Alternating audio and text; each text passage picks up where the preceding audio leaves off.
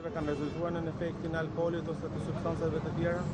Siç e shihni, jemi në proces duke kryer verifikimet. Disa drejtues mjetit të cilët janë vendngjarje po kontrollohen, po merren dhënë dhe sigurisht që po testohen për nivelin e alkoolit, ndërsa drejtuesit që janë në ambientet e spitalit sapo të mbarojnë mendimin e parë, do testohen për alkool. Speci apo frenim fort paktën nga ato vlerësime parapraket vendngjarjes?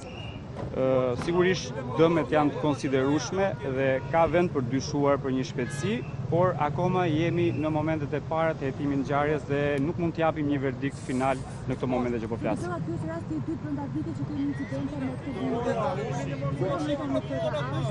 nevojshme të merren masa të tjera lidhur me këto ngjarje që janë të përsëritura? Aksidentet rrugore janë gjithëpërfshirëse dhe nuk besoj se ka të bëjë kjo me shkakun nëse është aksidenti i dytë që përfshihet një autobus. Sigurisht që se do ketë përgjegjësi, patjetër që si drejtuesi i autobusit apo dhe drejtuesit e tjerë që janë përfshirë në aksident do mbajnë përgjegjësi sipas ligjit. Ka dyshime se mund të jetë si aksidenti i parë ku autobusi humbi kontrollin për shkak të një defekti teknik? Nuk mund të jap një koment në lidhje me këtë sepse jemi shumë herët siç e thash në fillim. Faleminderit.